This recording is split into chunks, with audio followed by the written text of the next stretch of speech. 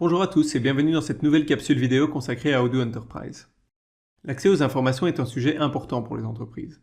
L'ensemble des collaborateurs doit en effet pouvoir accéder aux documents essentiels à leur travail, mais sans pour autant pouvoir consulter des informations sensibles ou qui ne les concernent pas. Il y a plusieurs notions qui permettent de configurer les droits d'accès dans Odoo. Les droits d'accès à proprement parler, qui donnent des permissions en lecture, écriture, édition et suppression sur des modèles de données. Les règles sur les enregistrements, qui donnent des permissions sur certains documents dans les modèles, par exemple à certains contacts dans le modèle contact.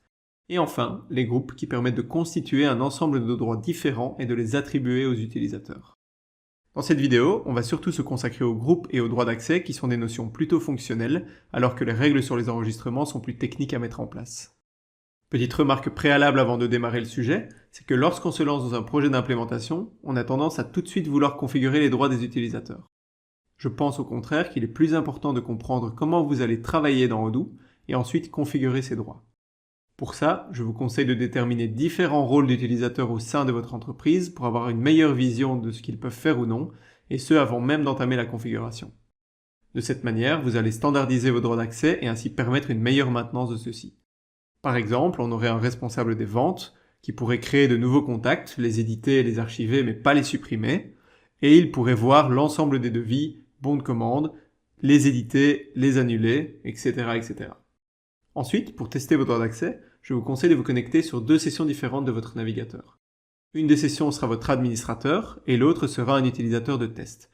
De cette manière, ça vous permet de changer les droits de l'utilisateur test dans le panneau d'administration et de vérifier directement quels sont les résultats que vous obtenez. Je vous montrerai ceci plus tard dans la vidéo. Ok, passons maintenant au vif du sujet. Odoo propose une série de droits par défaut à configurer pour chaque application. Pour les voir, il faut se rendre dans la fiche d'un utilisateur depuis l'application Configuration et en mode développeur pour voir l'ensemble des groupes auxquels l'utilisateur a accès. Sur une fiche utilisateur, on voit tout d'abord les sociétés auxquelles il a accès ainsi que la société par défaut. Et directement en dessous, il y a des groupes standards de droits d'accès auxquels cet utilisateur est abonné. Vous voyez que les groupes pour les applications sont catégorisés, par exemple pour les ventes, la compta, l'inventaire, etc.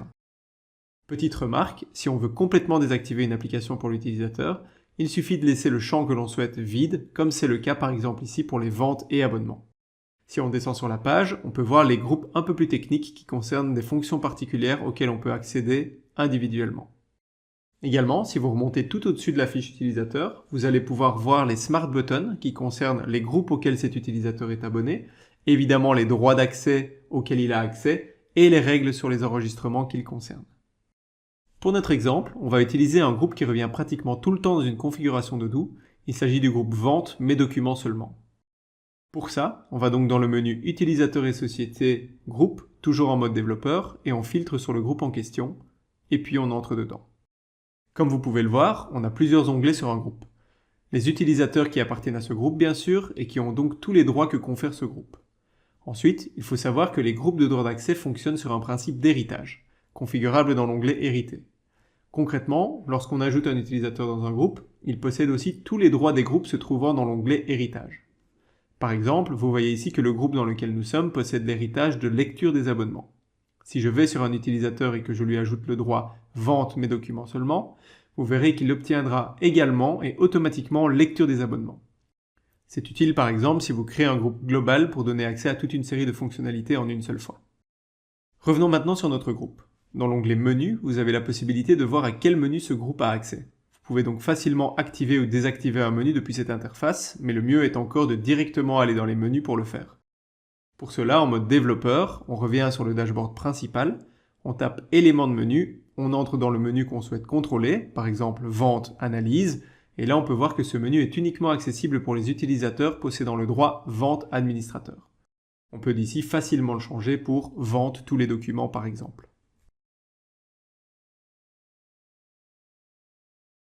Dans l'onglet suivant sur les groupes, on a l'onglet Vues qui permet de voir toutes les vues auxquelles le groupe a accès, et ensuite on arrive dans l'onglet Droits d'accès à proprement parler. Ici, on a la possibilité de donner des droits en lecture, écriture, création ou suppression à l'entièreté d'un modèle. Par exemple, vous voyez ici que quelqu'un qui a accès à mes documents seulement dans la partie vente ne peut faire que lire des articles et des variantes d'articles. Il ne peut ni en créer, ni en éditer, ni en supprimer.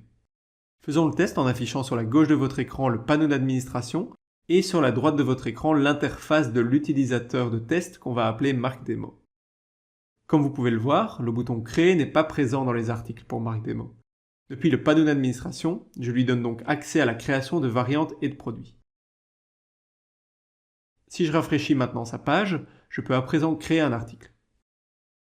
Le principe est le même avec la suppression bien évidemment.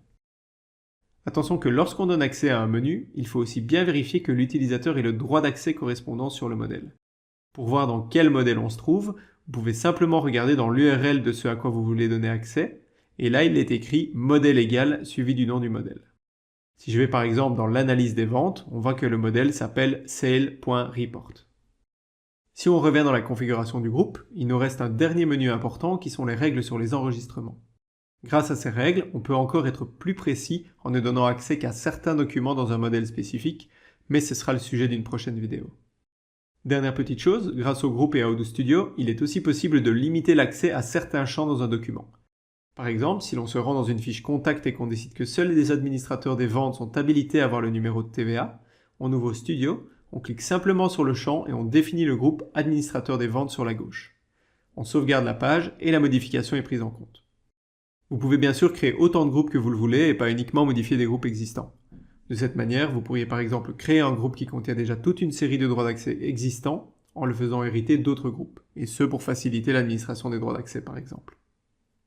Voilà, j'espère que cette capsule vidéo vous aura plu. N'hésitez pas à me laisser un message dans les commentaires et si vous voulez en savoir plus, n'hésitez pas à me contacter grâce aux informations dans la description. Quant à moi, je vous dis à bientôt pour une prochaine vidéo.